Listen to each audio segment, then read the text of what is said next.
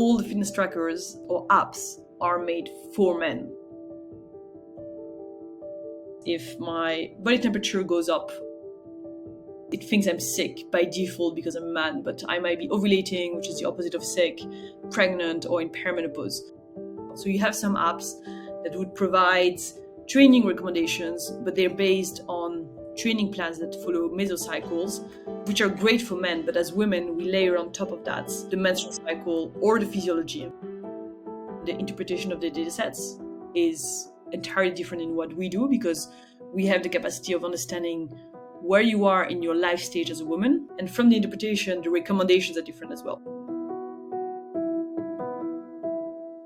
I'm Helene Guillaume, the founder and CEO of WildAI, which is basically a performance app for women. So we take data from women's wearables and daily questions, and that enables us to provide daily recommendations to women on how to eat, train, recover optimally. So the way WildAI works is we take data from wearables, and in addition to that, daily questions. And these two together gives us a readiness score. Then from there, you receive in your app these recommendations that are practical on like how to eat, what exercise to do, how to recover. It knows where you are in your menstrual cycle because of your questions.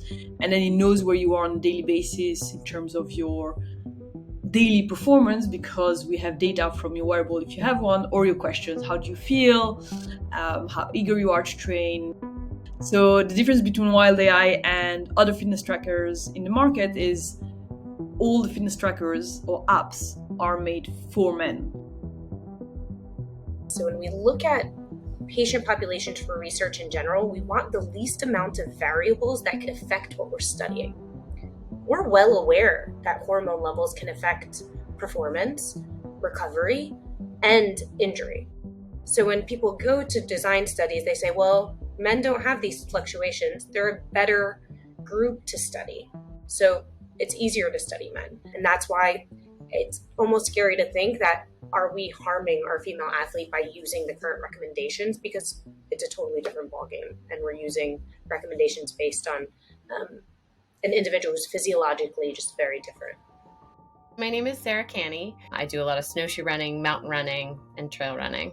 So in the summer, it's a lot of mountain running and then a lot of heavy lifting in the gym, just working on improving my skills as a snowshoe runner.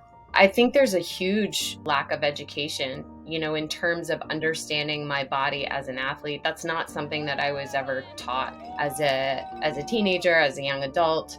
Didn't really understand how my body as a woman would be impacted by participating in sport, by training.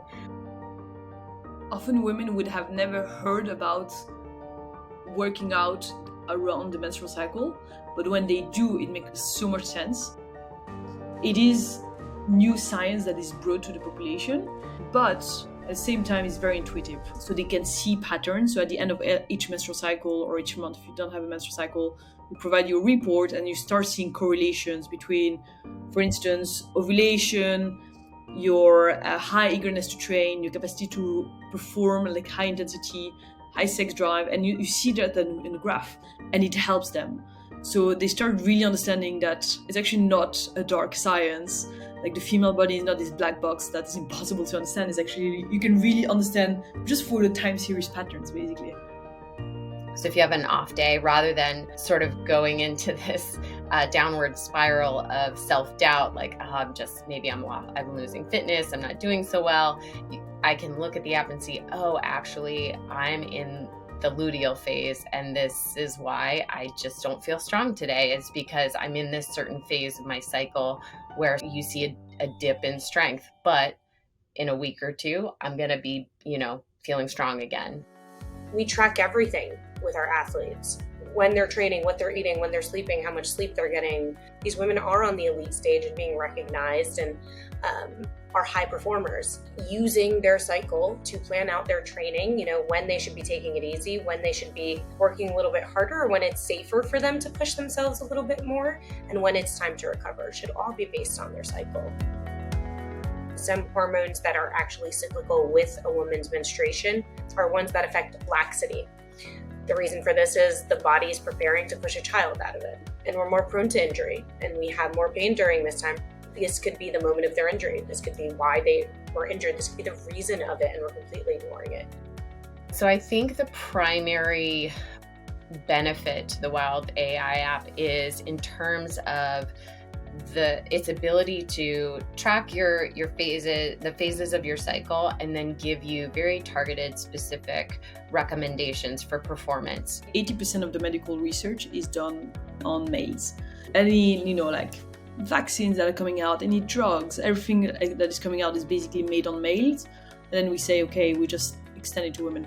So we want to make it compulsory from the regulators to include women in research.